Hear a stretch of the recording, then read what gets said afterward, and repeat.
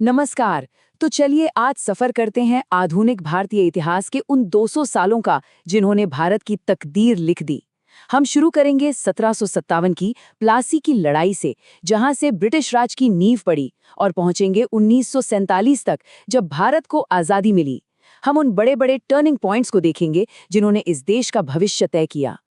इस पूरे सफर को बेहतर तरीके से समझने के लिए हमने इसे इन 5 खास हिस्सों में बांटा है।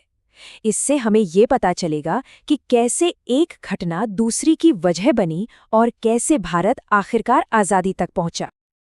तो शुरुआत करते हैं पहले चैप्टर से, कंपनी से क्राउन तक। कहानी शुरू होती है ब्रिटिश ईस्ट इंडिया कंपनी से। आए तो थे वो व्यापारी बनकर, पर देखते ही देखते भारत के मालिक बन बैठे। जरा सोचिए, कंपनी ने कितनी तेजी से अपनी जड़ें जमाई। सिर्फ 16 साल के अंदर वो एक बड़ी ताकत बन गए। 1757 में प्लासी की लड़ाई से उन्हें बंगाल का कंट्रोल मिला। फिर 1764 में बक्सर की लड़ाई के बाद तो उन्हें दीवानी का अधिकार भी मिल गया, मतलब टैक्स वसूलने का वो जरूरी हक। और 1773 तक आते आते रेगुलेटिंग एक्ट ने उनके शासन को एक प्रॉपर ढांचा दे दिया। तो सवाल है, उन्होंने ये सब किया कैसे? इसके लिए उन्होंने कुछ बड़ी चालाक नीतियां अपनाई। कॉर्नवालिस का परमानेंट सेटलमेंट जमींदारी सिस्टम को बदल गया। वेलेस्ली की सब्सिडरी अलायंस ने भारतीय रियासतों को अपनी सेना खत्म करके ब्रिटिश सेना रखने पर मजबूर कर दिया। और डलहौजी का तो क्या ही कहना, उसका डॉक्ट्रिन ऑफ लैप्स, मतलब अगर किसी राजा का अपना बेटा नहीं है तो उसका राजपाट सीधा कंपनी का हो जाएगा। अब देखिए, 100 साल तक जो ये नीतियां चली, उनका नतीजा तो निकलना ही था। और वो नतीजा सामने आया 1857 के महाविद्रोह के रूप में। ये सिर्फ एक सिपाही विद्रोह नहीं था, ये भारतीय इतिहास का एक बहुत बड़ा टर्निंग पॉइंट था। ये एक बहुत जरूरी सवाल है। विद्रोह अचानक एक दिन में नहीं भड़का, इसके पीछे सालों का गुस्सा और बेचैनी थी, जो धीरे धीरे सुलग रही थी, और इसकी कई अलग अलग वजहें थीं। विद्रोह की कई वजहें थीं। राजनीतिक तौर पर एक के बाद एक राज्यों को हड़पा जा रहा था। आर्थिक तौर पर भारी टैक्स और लोकल इंडस्ट्रीज की बर्बादी ने लोगों की कमर तोड़ दी थी। सेना के अंदर सैलरी और उन विवादित कारतूसों को लेकर गुस्सा था, जिन पर गाय और सूअर की चर्बी लगे होने की अफवाह थी। और तो और अंग्रेजों का सामाजिक और धार्मिक मामलों में दखल देना भी आग में घी का काम कर रहा था। तो इस पूरे विद्रोह का सबसे बड़ा नतीजा क्या निकला? एक झटके में ईस्ट इंडिया कंपनी का राज खत्म और भारत का कंट्रोल सीधा चला गया ब्रिटिश क्राउन, यानी ब्रिटेन की महारानी के हाथ में। यहीं से ब्रिटिश राज की असली शुरुआत हुई। 1857 के बाद माहौल बदलने लगा।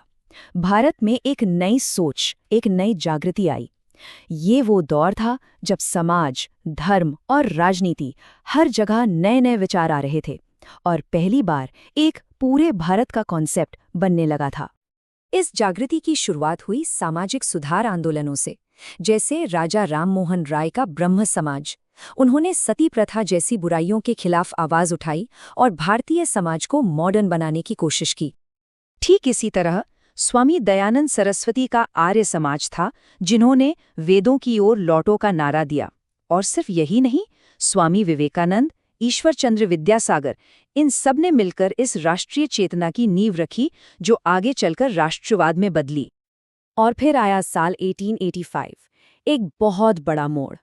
एक retired British officer A.O. Hume की मदद से बनी इंडियन नेशनल कांग्रेस। ये एक ऐसा पॉलिटिकल प्लेटफॉर्म बन गया जहां देश की आवाज एक साथ उठ सकती थी। अब कांग्रेस के शुरुआती दिनों में दो तरह की सोच थी। पहले थे उदारवादी या मॉडरेट्स, जो चिट्ठियों और अर्जियों के जरिए सुधार चाहते थे। लेकिन 1905 में जब बंगाल का बंटवारा हुआ, तो एक नया ग्रुप उभरा, उग्रवादी या एक्सट्रीमिस्ट, जिन्हें लाल बाल पाल के नाम से जाना जाता है। इनका तरीका अलग था, स्वदेशी अपनाओ, विदेशी का बहिष्कार करो।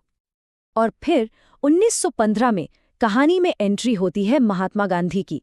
उनके भारत आने से आज़ादी की लड़ाई का पूरा नक्शा ही बदल गया। जो लड़ाई पहले कुछ पढ़े लिखे लोगों तक सीमित थी, उसे वो देश के करोड़ों आम लोगों तक ले गए। गांधी जी ने 3 बहुत बड़े, पूरे देश में फैलने वाले आंदोलन चलाए। सबसे पहले 1920 का असहयोग आंदोलन, फिर 1930 का सविनय अवज्ञा आंदोलन, जिसकी शुरुआत उस ऐतिहासिक दांडी मार्च से हुई थी, और आखिर में 1942 का भारत छोड़ो आंदोलन, जो अंग्रेजों के लिए फाइनल कॉल था। 1942 तक आते आते संघर्ष अपने चरम पर था और तभी गांधी जी ने वो नारा दिया जिसने पूरे देश में आग लगा दी, करो या मरो। मतलब साफ था, अब पूरी आज़ादी से कम कुछ भी मंजूर नहीं। लेकिन ये भी जानना जरूरी है कि गांधी जी के अहिंसक रास्ते के साथ साथ एक और रास्ता भी था, क्रांतिकारियों का। भगत सिंह, चंद्रशेखर आज़ाद, सुभाष चंद्र बोस, ये वो लोग थे जिनका मानना था कि आज़ादी सिर्फ त्याग और सशस्त्र संघर्ष से ही मिलेगी। तो चलिए अब कहानी के आखिरी पड़ाव पर चलते हैं, ब्रिटिश राज के आखिरी कुछ साल। वर्ल्ड वॉर II के बाद ब्रिटेन पर भारत को आज़ाद करने का दबाव बहुत ज़्यादा बढ़ गया था और यहीं से शुरू हुआ तेज़ राजनीतिक बातचीत का दौर। इस टाइमलाइन से अंदाज़ा लगता है कि सब कुछ कितनी तेज़ी से हो रहा था। 1942 में क्रिप्स मिशन फेल हो गया। 1946 में कैबिनेट मिशन ने एक अखंड भारत की कोशिश की, पर वो भी नाकाम रहा। और आखिर में 1947 में लॉर्ड माउंटबैटन का प्लान आया, जिसमें आज़ादी के साथ साथ देश के बंटवारे की बात भी थी। और आखिरकार वो दिन आया। दशकों के संघर्ष, अनगिनत कुर्बानियों और आंदोलनों के बाद 15 अगस्त 1947 को भारत एक आज़ाद मुल्क बना। अच्छा, जो लोग एग्जाम की तैयारी कर रहे हैं उनके लिए खास बात, हमारा ये पूरा सफ़र दिखाता है कि 1857 का विद्रोह, कांग्रेस के ज़रूरी सेशन और गांधी जी के आंदोलन, ये सबसे हॉट टॉपिक्स हैं। तो अपनी तैयारी में इन पर ज़रूर फोकस करें।